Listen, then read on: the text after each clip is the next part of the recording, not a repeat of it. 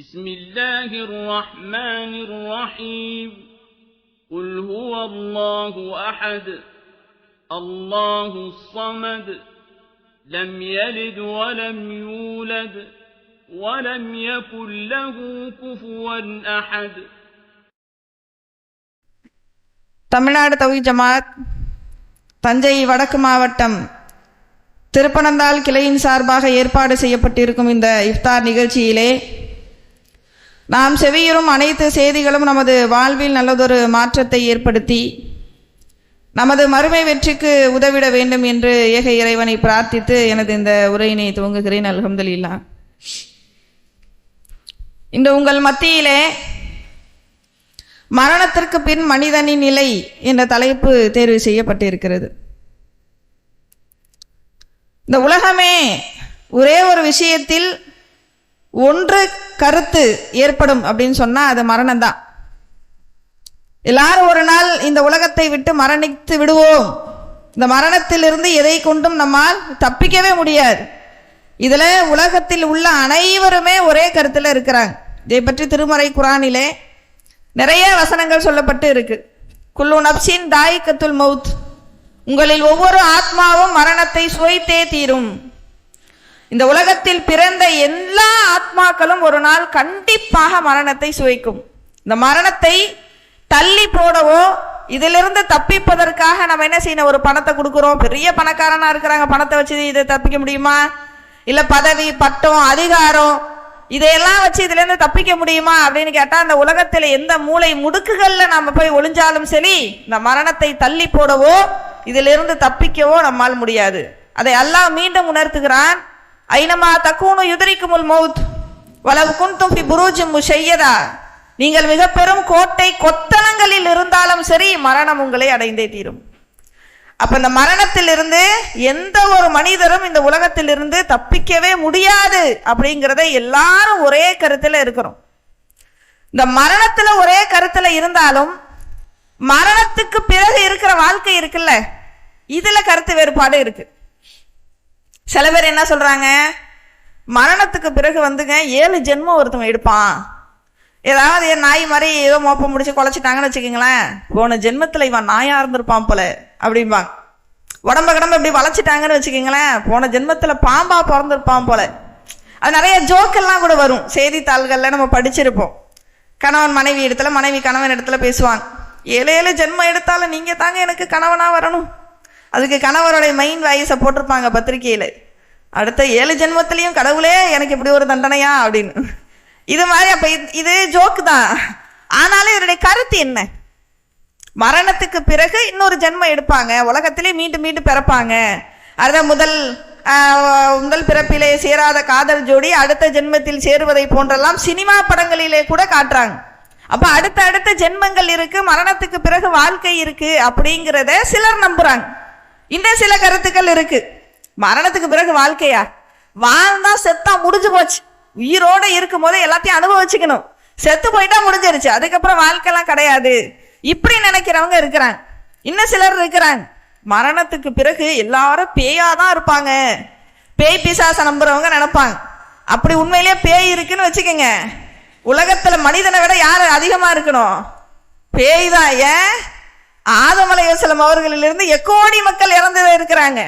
அப்படி பார்த்தாக்கா உலகத்தில் மனிதர்களை விட பேய் பிசாசுகள் தான் அதிகமா இருக்கணும். இப்படி நிறைய கருத்துக்கள் இருக்கு. நாட்டுக்கு நாடு இந்த கருத்து வேறுபடுது. இப்ப உதாரணத்துக்கு வேற ஒரு நாட்டை எடுங்க. எகிப்துல பிரமிடு இருக்கும், பார்த்திருக்கீங்களா? உலக அதிசயத்துல ஒன்னா இருக்கே. அந்த பிரமிடுகளுக்கு பின்னால் மறைந்திருக்கக்கூடிய நம்பிக்கை என்ன? இந்த மரணத்துக்கு பிறகு உள்ள வாழ்க்கை தான். அந்த எகிப்தில் இருக்கக்கூடிய ராஜாக்கள் யாராவது இறந்துட்டாங்கன்னா அவங்களுடைய உடம்ப ஒரு 18-20 நாள் ஒரு ப்ராசஸிங் பண்ணுவாங்க. உங்களோட உடம்புல இருதயத்தை தவிர எல்லா உறுப்பையும் எடுத்துருவாங்களாம். ஏன்னா இருதயம் அவங்க தான் மரணத்துக்கு பிறகு ஒரு மனிதர் வாழ்வாருங்கிறாங்களே. அப்ப அது வாழ்றதுக்கு இருதயம் ரொம்ப முக்கியம் இல்ல. அதனால அதை தவிர மற்ற உறுப்பை எல்லாத்தையும் எடுத்து அதை வீணா போகாம அதை ஒரு ப்ராசஸிங் பண்ணி அதை ஒரு ஜாடிக்குள்ள வச்சிருவாங்க. இந்த உடம்ப என்ன செய்வாங்கன்னா, மீனை நம்ம கருவாடாக்க என்ன பண்ணுவோம், உப்பு கண்டம் சொல்லுவோம்ல, கறியை உப்பு கண்டம் போட உப்பு வைப்போமே, அந்த மாதிரி அந்த உடம்புக்குள்ள உப்புக்கு அப்படியே பேக் பண்ணி உடம்புல இருக்கக்கூடிய அந்த ஈரப்பதத்தெல்லாம் அப்படியே எடுத்துருவாங்க. எடுத்து அதுக்கு பிறகு அந்த உடம்ப ஒரு சின்ன கேப் கூட இல்லாம காத்து கூட பூராத அளவுக்கு ஒரு வெள்ளை துணியில் அப்படியே சுத்திடுவாங்க. சுத்தி அதை காத்து போகாத ஒரு பெட்டிக்குள்ள வச்சு அதை ஒரு பெட்டிக்குள்ள வச்சு அதை எந்த சூரிய வெளிச்சமும் படாத அளவுக்கு உள்ள ஒரு அந்தரங்க ஒரு ரூமுக்குள்ள அந்த பிரமிடுக்குள்ள என்ன செய்வாங்கன்னா வச்சிருவாங்க. அந்த பிரமிடு உள்ள போகணும்னா அந்த அறை எங்க இருக்குன்னு கண்டுபிடிக்கிறதே கஷ்டம். ஏன் இதை இப்படி பண்றாங்க? ஒண்ணு அந்த உடம்ப புதைக்கணும், இல்லைன்னா வேற ஏதேனும் ஒவ்வொருத்தவங்களுக்கு ஒவ்வொரு மத சடங்கு இருக்கு. ரத்தன் டாட்டா இறந்து போனாரே, அவங்களுடைய மத அடிப்படையில அந்த உடம்ப புதைக்கவும் மாட்டாங்க, எரிக்கவும் மாட்டாங்க. ஒரு உயரமான ஒரு செவுத்துக்கு மேல போய் வச்சுட்டு வந்துருவாங்களாம். அது அவங்களுடைய மத வழிபாடா. கழுகுகள் திண்டே அந்த உடம்பு காலியாயிரும். இப்படிதான் அவங்களுடைய மதத்துல செய்வாங்க அப்படிங்கிற மாதிரி நமக்கு தகவல் வருது. இப்படி ஏதோ ஒரு ஒன்றை செய்யணும்ல. இவங்க அந்த உடம்ப பாதுகாக்கிறாங்க. ஏன் பாதுகாக்கிறாங்க? மரணத்துக்கு பிறகு ஒரு வாழ்க்கை இருக்குன்னு நம்புறாங்க. சரி, உடம்ப மட்டும் பாதுகாத்தா போதுமா? மரணத்துக்கு பிறகு உள்ள வாழ்க்கையில செல்வம் வேணும்ல. அதனால அந்த ராஜாக்களுடைய அந்த மம்மிகள் இருக்குதே, உடம்ப பாடம் பண்ணி வச்சிருக்கிறாங்களே, அதோட அந்த ராஜாக்களுக்குள்ள தங்க காசு, வெள்ளி காசு, நகை, அது இது பணம் எல்லாத்தையும் கொண்டு போய் வச்சிருவாங்களாம். திருடனுக்கு ஆட்டையை போட வசதியை இவங்களே ஏற்படுத்தி கொடுத்துட்டாங்க. இந்த இடத்துக்கு போனா பாதி உயிர் போயிருக்கும் போதே தூக்கத்தில் திருடிட்டு போறான் திருடன். பாதி உயிர் இருக்கும் போதே திருடிட்டு போறான். முழு உயிரும் போய் செத்த பிணத்துக்கிட்ட போய் ஏன் திருட பயப்பட போறான்? அந்த செல்வத்தையும் எடுத்துக்கிட்டு அந்த பிணத்தையும் சேர்த்து திருடிட்டு போயிடுவாங்களாம். அப்படி திருடர்கள் ஜாஸ்தியானதுனாலதான் இன்னைக்கு பிரமிடுகள் கட்டுறதை நிறுத்திட்டாங்க. ஆனாலும் பிரமிடுகள் கட்டுறதை நிறுத்தினால் கூட அந்த உடம்பை பாதுகாக்கிற விஷயத்தை அவங்க நிறுத்தல. ஏன்னா அவங்களுடைய நம்பிக்கை அப்படி இருக்கு. மரணத்துக்கு பிறகு அந்த மனிதர்கள் வேறு ஒரு வாழ்க்கையில வாழ்வாங்க. அதுக்கு இந்த உடம்பு வீணா போகாம இருக்கணும், அதுக்கு அவங்களுக்கு செல்வம் பணம் காசெல்லாம் வேணும். இப்படி ஒரு நம்பிக்கை எகிப்து மக்களிடத்துல இருக்கு. இப்படி உலகம் முழுவதும் நம்ம பார்த்தோம்னா மரணத்துக்கு பிறகு இருக்கக்கூடிய வாழ்க்கையை ஒவ்வொருத்தரும் ஒவ்வொரு விதமாக நம்புறாங்க. விஞ்ஞான ரீதியில இது ஏதாவது நிரூபிக்கப்பட்டிருக்குதா? இதுவரை ஆய்வு நடந்துகிட்டு தான் இருக்கு. எந்த ஒரு ஆய்வாளராலையும் மரணத்துக்கு பிறகு என்னங்கிறத கண்டுபிடிக்கவே முடியல. ஏன்? அல்லாவே சொல்லிட்டானே, கண்ணுக்கு தெரியாத பர்சக்குங்கிற திரை இருக்குன்னு. அப்ப அந்த திரைக்கு பின்னால் என்ன நடக்கும் அப்படிங்கிறது அல்லாஹ் ஒருவனுக்கு தெரியும். அல்லாஹ் அறிவித்து கொடுத்ததின் மூலமாக நபிகளார் நம்மை மரணத்துக்கு பிறகு என்ன நடக்கும் என்பதை சொல்லி எச்சரிச்சுட்டு செஞ்சிருக்கிறாங்க. அப்ப உலகத்துல 1000 பேர் 1000 கருத்து சொல்லட்டுங்க, என்ன வேணாலும் நம்பிட்டு போட்டோம். இஸ்லாமிய மார்க்கம் A to Z அத்தனையும் நமக்கு கற்றுக் கொடுத்த ஒரு மார்க்கம். நம்மளுடைய மார்க்கம் என்ன சொல்லுகிறது? நம்முடைய வேதத்தில் என்ன சொல்லப்பட்டு இருக்கு? நம்மளுடைய தூதர் நமக்கு என்ன சொல்லி இருக்கிறாங்க? மரணத்துக்கு பிறகு நம்ம என்னதான் ஆவோம்? இஸ்லாமிய மார்க்கம் சொல்லும் போது ஒரு வாழ்க்கையை 3 விதமாக அதை நம்ம பிரிக்கணும். என்ன? கருவறையில் ஒருவன் வாழக்கூடிய வாழ்க்கை. தாயுடைய கருவறையில வாழ்றான்ல சில மாதங்கள், அதற்கு பிறகு அவன் உலகத்துக்கு வெளில வந்துடுறான். அவனுக்குன்னு நியமிக்கப்பட்ட சில நாட்களோ மாதங்களோ வருடங்களோ உலகத்தின் அவன் வாழும் வாழ்க்கை. அதுக்கப்புறம் மரணிச்சிடுறான். மரணத்தின் போது அவன் வாழும் வாழ்க்கை. மரணத்துக்கு பிறகு கப்ரு, மன்னரை வாழ்க்கை என்ற ஒரு வாழ்க்கை இருக்கிறது என்று இஸ்லாம் சொல்லுது. சரி, அதோட முடிஞ்சிருச்சா? இந்த 3 வாழ்க்கையை தாண்டி ஒருவன் மன்னரையிலிருந்து எழுப்பப்படுவானே, அதற்கு பிறகு அந்த மறுமை என்ற மன்றத்தில் நின்று விசாரணை முடிந்து சொர்க்கமோ நரகமோ போவாங்களே, அதுதான் ஒரு மனிதன் மரணமே இல்லாத, நிலையே இல்லாத, நிரந்தரமாக வாழக்கூடிய ஒரு வாழ்க்கை. அப்ப இந்த 3 வாழ்க்கையும் ஒரு மனிதன் கண்டிப்பாக இந்த உலகத்தில் பிறந்த ஒவ்வொரு ஆத்மாவும் அதை அனுபவித்துத்தான் தீரணும். அதிலிருந்து எக்காரணம் கொண்டும் அவர்களால் தப்பிக்க முடியாது. அப்ப மன்னரை வாழ்க்கை என்ற ஒரு வாழ்க்கையை பற்றி ஏராளமான செய்திகள் இருக்கு. இந்த உலகத்துல வேணும்னா நம்ம எப்படி வேணாலும் வாழ்ந்துட்டு போயிடலாங்க. இப்ப இந்த ரமலானுடைய மாதம் நோன்பு வைக்காம நம்ம இருக்கணும்னு நினைச்சா இருக்கலாம்ல. ஏன்? இப்ப இங்க உட்கார்ந்து இருக்கிறமே, சில செய்திகளை, நல்ல செய்திகளை காதிலே கேட்டு படிப்பினை பெற வேண்டும் என்ற நோக்கில உட்கார்ந்து இருக்கிறோம். உட்காராம எந்திரிச்சு கூட போலாமே. இரவுல தொழுவாம இருக்கலாமே, தூங்கலாமே. எத்தனையோ பேர் இந்த நேரத்திலே முஸ்லிம் பெயர் என்ற பெயர் தாங்கிய பெயரை வைத்துக் கொண்டு சினிமா தியேட்டர்களில் உலா வரக்கூடியவர்கள் இருக்கத்தானே செய்யறாங்க. இருக்கலாமே. மனம் போன போக்கில் இந்த உலகத்துல என்ன செய்யலாம்? வாழலாம். அல்லாஹ் என்ன செய்யறான்? சிந்திக்கிற ஒரு ஆற்றலை கொடுத்து, தூதரை கொடுத்து, வேதத்தை கொடுத்து, இப்படிதான் நீ வாழணும், இப்படி வாழ்ந்தா உனக்கு சொர்க்கம், இப்படி வாழ்ந்தா நரகம்னு சொல்லி நம்ம கையிலேயே முடிவை ஒப்படைச்சிட்டான். அப்ப இந்த உலகத்துல நாம நினைச்சா எப்படி வேணாலும் வாழலாம். சேர்த்து அல்ல பிடிப்பான், அது வேற விஷயம். ஆனால் மன்னரை வாழ்க்கை அப்படி அல்ல. இந்த உயிர் உடம்பை விட்டு பிரிஞ்சிருச்சுன்னு வச்சுக்கோங்க, மனம் போன போக்கில் எல்லாம் இருக்க முடியாது. அந்த வாழ்க்கையை பற்றி ஒருவர் படித்தால் கண்டிப்பாக அவருடைய உள்ளங்கள் நடுநடுங்கிவிடும். அப்படி ஒரு மரண வேதனை கொண்ட ஒரு வாழ்க்கையை தினம்தோறும் நாம் நினைவு கூற வேண்டும்.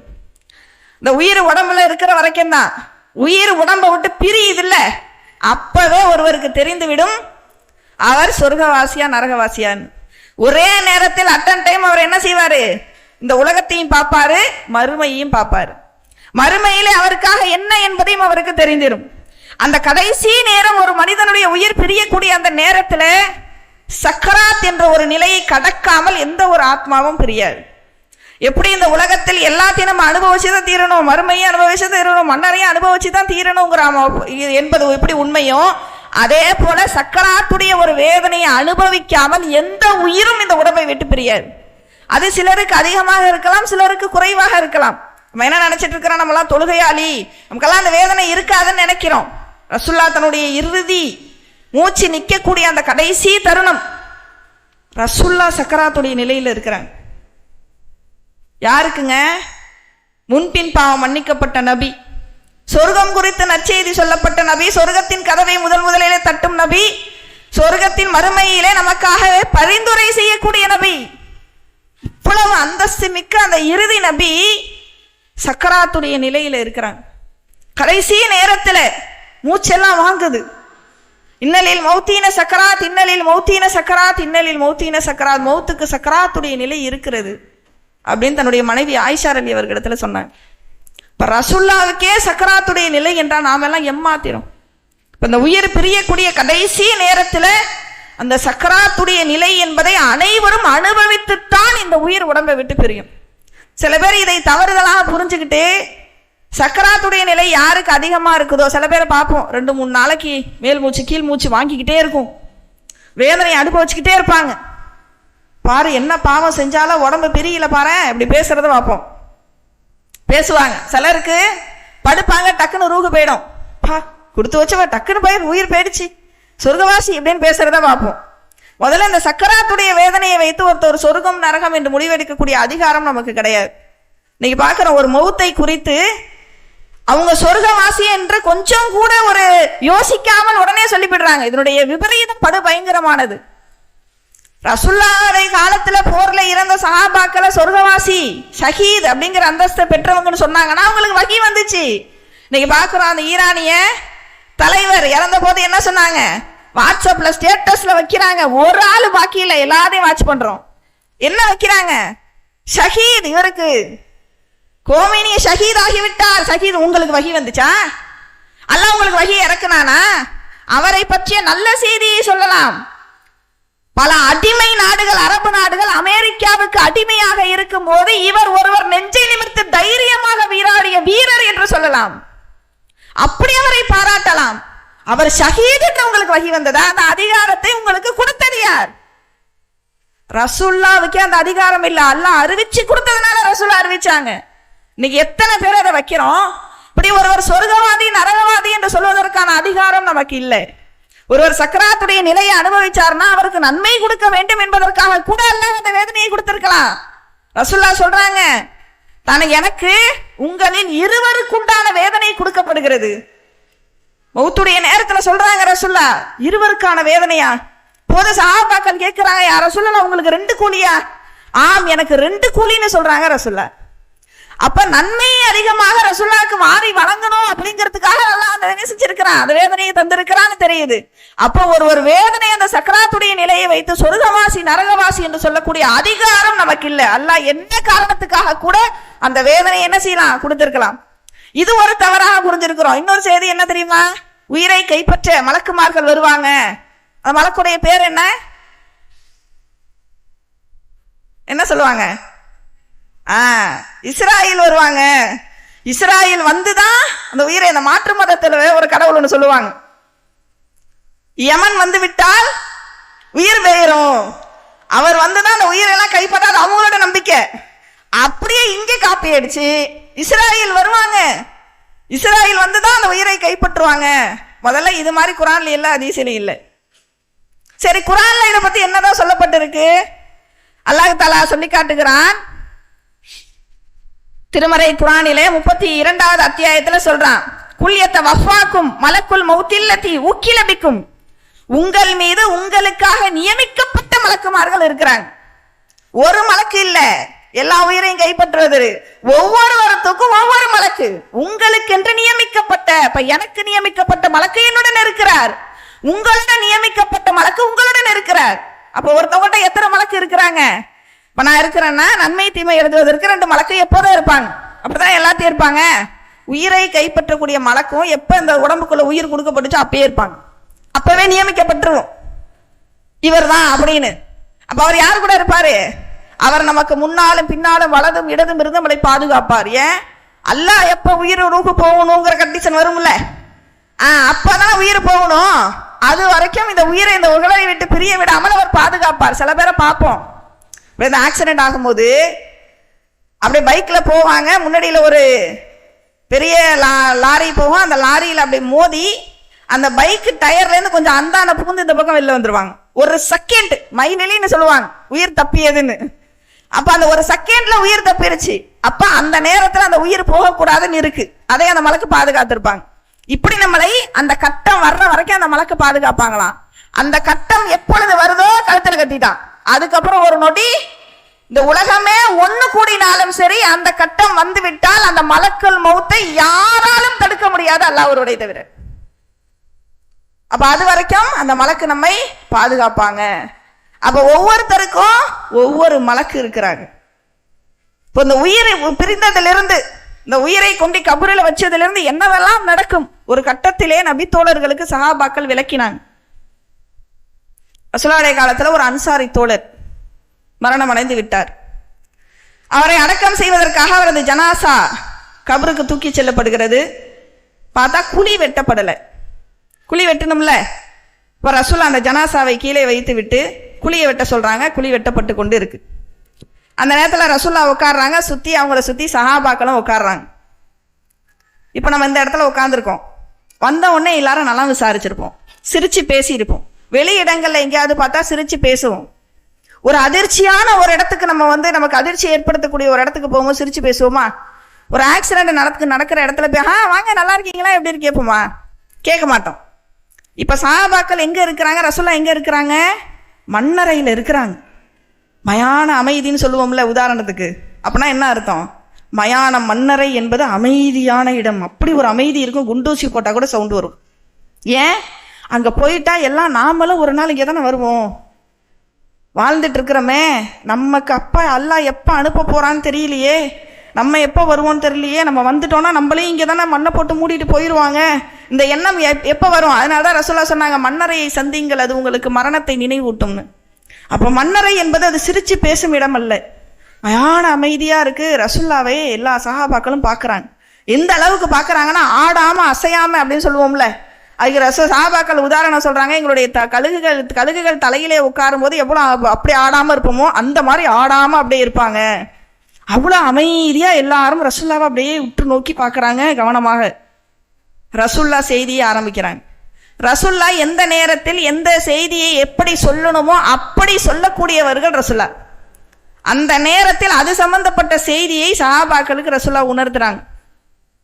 ஒரு மனிதர், ஒரு அடியான் இறந்து விட்டால், ஒரு நல்ல அடியான் இறந்து விட்டால், அவரை இறப்பதற்கு முன் அவருடைய உயிரை கைப்பற்றுவதற்கு மலக்குமார்கள் வருவாங்க. மலக்குமார் வருவாங்க. எப்படி வருவாங்க? பிரகாசமான தோற்றத்திலே அழகிய ரூபத்திலே மலக்கு வருவாங்க. மலக்கு அவருடைய அருகில் உட்கார்ந்து அவருடைய முதுகுகளிலும் தலையிலும் தடவி கொடுப்பாங்க. இலகுவாக, நல்ல ஆத்மாவே, அல்லாவின் கருணையை கொண்டு இலகுவாக அந்த உடம்பை விட்டு வெளியேறு. அப்படியே பார்க்கும் போதே அவரை பளிச்சென்று பிரகாசமாக இருப்பார்.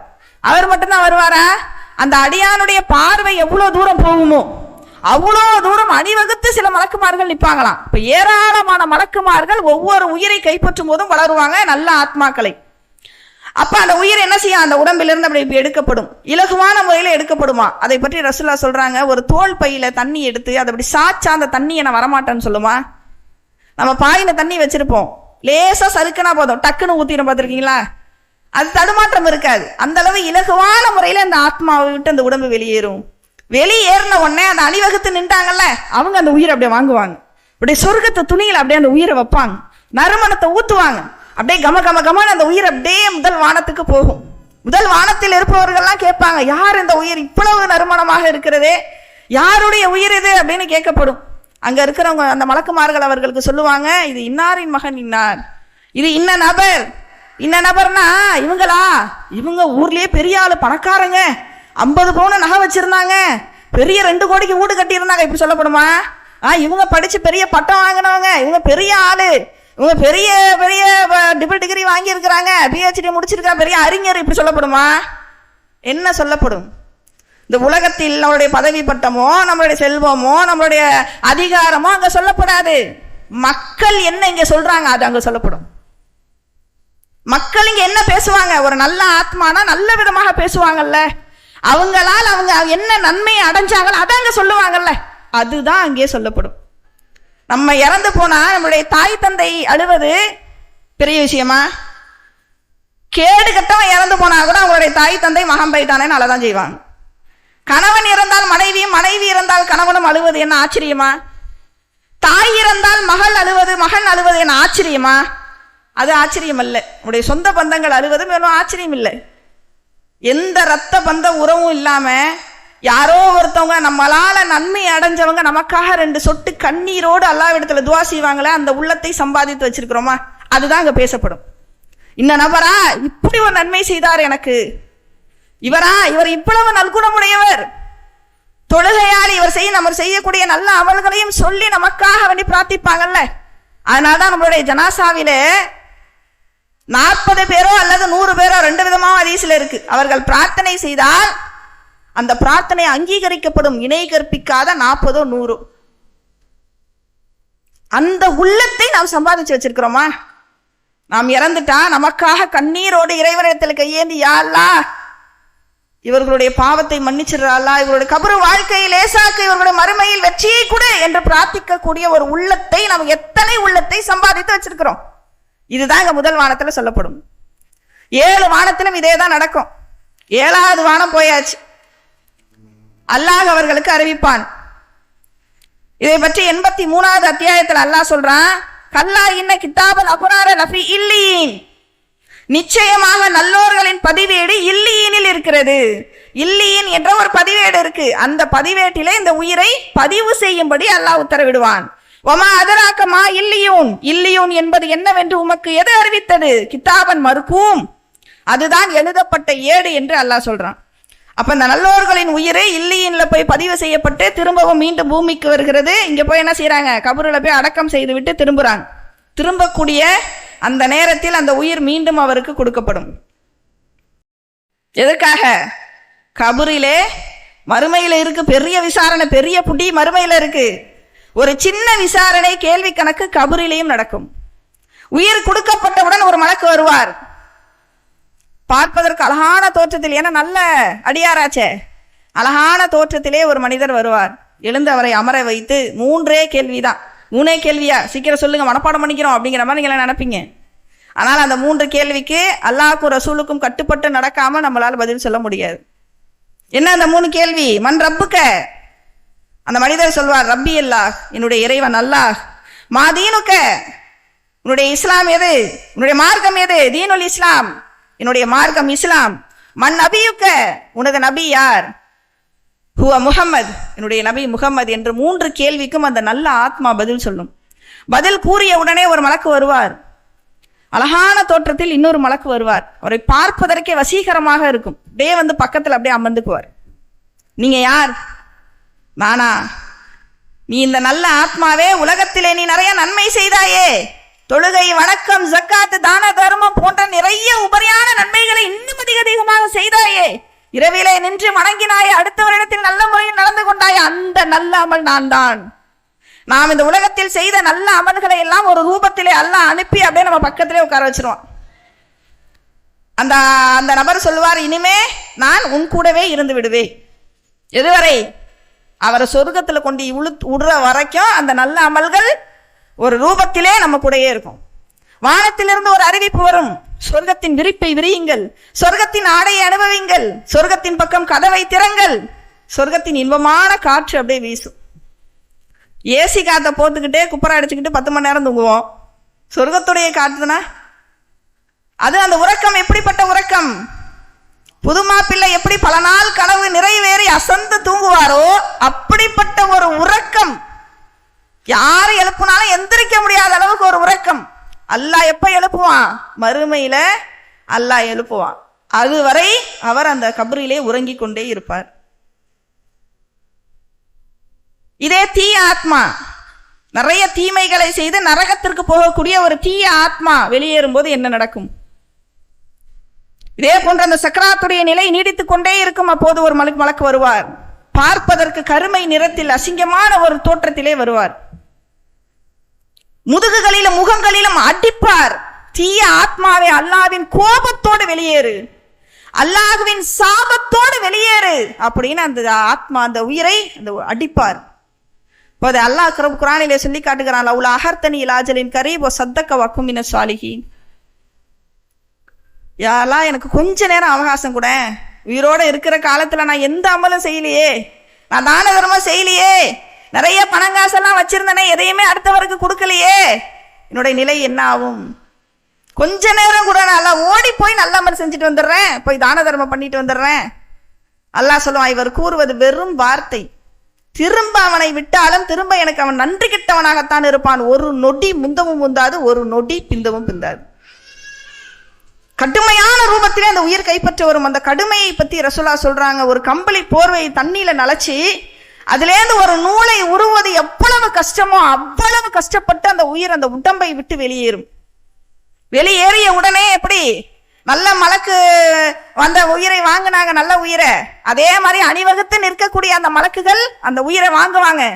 ஒரு நாற்றம் அடிக்கக்கூடிய ஒரு அழுக்கு துணியில் அதை வைப்பாங்க, இன்னும் கொஞ்சம் நாற்றத்தை ஊத்துவாங்க, வானத்துக்கு அப்படியே அந்த உயிர் போகும். முதல் வானம் திறக்கப்படாது. இவ்வளவு ஒரு துர்வாடையாக இருக்குதே, யார் இவர்? இன்னாரின் மகன் இன்னார் என்று சொல்லிவிட்டு இவர் உலகத்துல என்னெல்லாம் இவர் தீமையை செய்தாரோ அடுத்தவருக்கு, அதன் மூலம் அடுத்தவர்கள் என்னெல்லாம் பேசுறாங்களோ அதெல்லாம் இங்க சொல்லப்படும். வானமே திறக்கலையே, அந்த உயிர் அல்லாஹ் சொல்வான், பூமிக்கு கீழே ஒரு ஏடு இருக்கு, சிஜ்ஜின், அந்த ஏட்டிலே அதை பதிவு செய்யுங்க. இதை பற்றி அல்லாஹ் 83வது அத்தியாயத்திலே சொல்லி காட்டுகிறான், கல்லா இன்ன கிதாபல் ஹுஜ்ஜார லஃபி சிஜ்ஜீன், தீயவர்களின் ஏடு சிஜ்ஜீனில் இருக்கிறது. வமா அதுராக்க மா சிஜ்ஜீன், சிஜ்ஜீன் என்பது என்னவென்று உமக்கு எது அறிவித்தது? கிதாபன் மர்கூம், அதுதான் எழுதப்பட்ட ஏடு என்று அல்லாஹ் சொல்றான். இப்ப நல்லவர்களுடைய ஏடு இல்லியினில் இருக்கிறது, கெட்டவர்களுடைய ஏடு பூமிக்கு கீழே இருக்கக்கூடிய சிஜ்ஜீனில் இருக்கிறது. அங்கேருந்து அந்த உயிர் திரும்ப கொண்டு வந்து அடக்கம் செய்யப்பட்ட உடனே இவருக்கு கொடுக்கப்படும். அவருக்கு கேட்ட அதே 3 கேள்வி இந்த இவருக்கும் கேட்கப்படும். மன் ரப்புக்க, உனது இறைவன் யார்? ஹாஹா லாத்ரி, எனக்கு தெரியாதே, எனக்கு தெரியாதே, நான் என்ன செய்வேன் என்று அப்போது புலம்புவார். மன் தீனுக்க, உன் மார்க்கம் எது? தெரியாதே. மன் நபியுக்க, உன் நபியார்? எல்லாத்துக்கும் அவர் சொல்வது தெரியாது. உலகத்திலே பெயர் தாங்கிய முஸ்லிம்களாக வாழ்ந்து உலகம் உலகம் உலகம் என்ற உலக இன்பத்தில் மூழ்கி மார்க்கத்தை மறந்து வாழக்கூடிய அத்தனை பேரும் இதை தான் பதிலாக சொல்ல போகிறார். எல்லாத்துக்கும் தெரியாது. ஒரு அழுக்கான ஒரு ரூபத்திலே நாற்றம் அடித்த ஒருவர் அவருடைய பக்கத்திலே வருவார். பார்ப்பதற்கே கொடூரமாக இருக்கும், துர்வாடை வீசும், அசிங்கமா வந்து பக்கத்துல வந்து உட்காருவார். யார் நீ? நான் தான் இந்த உலகத்திலே நீ தீமையை செய்தாயே, அல்லாஹ்வுக்கும் ரசூலுக்கும் கட்டுப்படாமல் பல தீமைகளில் மூழ்கி திளைத்தாயே, உலகம்னே, அந்த தீமை நான் தான், இனி உன்னுடனேயே இருப்பேன். உட்கார்ந்துருக்கோம். இப்ப நம்ம பக்கத்துல யாராவது கட்டுமையான துர்வாடையோடு, அப்படியே பரட்டை தலையோடு, அழுக்கான ஆடையோடு, நாற்றத்தோடு ஒருவர் வந்து நம்ம பக்கத்துல உட்கார்ந்தாங்கன்னா உட்காருவோமா? எந்திரிச்சு போய் அந்தானே உட்காந்துக்குவோம், அப்படித்தானே? ஒண்ணும் இல்லைங்க, ஒரு சாக்கடை நாற்றத்தை நம்மளால தாங்க முடியுதா? கிராஸ் பண்ணி போறோம், ஒரு குப்பை நாற்றத்தை தாங்க முடியுதா? எது வரைக்கும்? 1 நாள் 2 நாள் அவர் உட்காருவாரு? அந்த துர்வாடை வீசக்கூடிய அந்த மனிதர் மறுமையில் அல்லாஹ் திரும்ப எழுப்புவானே, அதுவரை அங்கேதான் இருப்பார். இது கொடுமை, இதுவே பெரிய கொடுமை. ஆனா இதோட முடிஞ்சிருச்சா? வானத்திலிருந்து ஒரு அறிவிப்பு வரும், நரகத்தின் விரிப்பை விரியுங்கள், நரகத்தின் ஆடையை போட்டு விடுங்கள். அது என்ன நரகத்துடைய விருப்புனா? நெருப்பு தானே. நரகத்தின் பக்கம் கதவை திறந்து வையுங்கள். ஏற்கனவே படுத்திருக்கிறது நெருப்பு, இதுல நரகத்தில் உள்ள அனல் காற்று வேறையா? இவருக்கு காட்டப்படும் காலை மாலையும், நரகத்திலே நீ இருக்க போற இடம் இதுதான், இதை விட பெரிய வேதனை இன்னும் எனக்கு இருக்குங்கிற மன உளைச்சல்லையே அவர் என்ன செய்யணும்? அங்கேயே வாழணும். இதோட முடிஞ்சுச்சா? ஒரு பெரிய பாம்பு வரும். அந்த பாம்புடைய விஷத்தை பத்தி ரசூலுல்லாஹ் சொல்றாங்க. அந்த பாம்பு இந்த உலகத்துக்கு அதனுடைய மூச்சு காற்றை விட்டால் உலகத்திலே ஒரு புற்பூண்டு கூட முளைக்காதான். அவ்வளவு கடும் விஷம் கொண்ட பாம்பு அவரை தீண்டிக் கொண்டே இருக்கும். அதோட முடிஞ்சிருச்சா? செம்பட்டை அடி. அவரை அடிக்கக்கூடிய அந்த செம்பட்டையால் இந்த உலகத்தில் இருக்கக்கூடிய ஒரு பெரிய மலையை அடித்தால் அந்த மலை சுக்கு நூறாக சிதறிடும். அப்படிப்பட்ட செம்பட்டையை வைத்து அவர் கபரிலே அடிக்கப்படுவார். அப்போது அவர் அலறக்கூடிய அந்த அலறல் சவுண்ட மனிதனையும் ஜின்னையும் தவிர அந்த பூமியில் அனைத்தும் செவியேறும்னு சொல்றாங்க ரசூலுல்லாஹ். அவர் அலறக்கூடிய அந்த அலறல் சவுண்ட உலகத்திலே இருக்கக்கூடியவங்க நான் கேட்பதை போல நீங்க கேட்டீங்கன்னா, ரசூலுல்லாஹ் சொல்றாங்க, ரசூலுல்லாஹ்வுக்கு அல்லாஹ் கேட்கறதுக்கு ஒரு வாய்ப்பை தந்தான். நான் கேட்கறத மாதிரி அவர் அலறக்கூடிய சவுண்ட நீங்க கேட்டீங்கன்னா மூர்ச்சையாக விழுந்துருவீங்க. உங்களால அதை கேட்கவே முடியாது. பயந்து அப்படியே மூர்ச்சையாக நீங்க விழுந்துருவீங்க. அந்த அளவுக்கு அவர் அலறக்கூடிய சவுண்ட் இருக்கும். அதனால தான் அல்லாஹ் அதை மறைச்சிட்டான். கபரில் வேதனை செய்யக்கூடிய இந்த வேதனையை எல்லாம் எனக்கு காட்டப்பட்டது போல் உங்களுக்கு காட்டப்பட்டால் காட்டப்படணும்னு நான் துவா கேட்டிருப்பேன். யாரு சொல்றா? ரசூலுல்லாஹ் சொல்றாங்க. ஏன் தெரியுமா ரசூலுல்லாஹ் துவா கேட்கலையா? எனக்கு காட்டப்படுவது மாதிரி உங்களுக்கு காட்டப்பட்டா நீங்க இறந்தவரை அடக்கம் செய்யாம விட்டுருவீங்களோன்னு நான் பயப்படுறேங்கிறாங்க ரசூலுல்லாஹ்.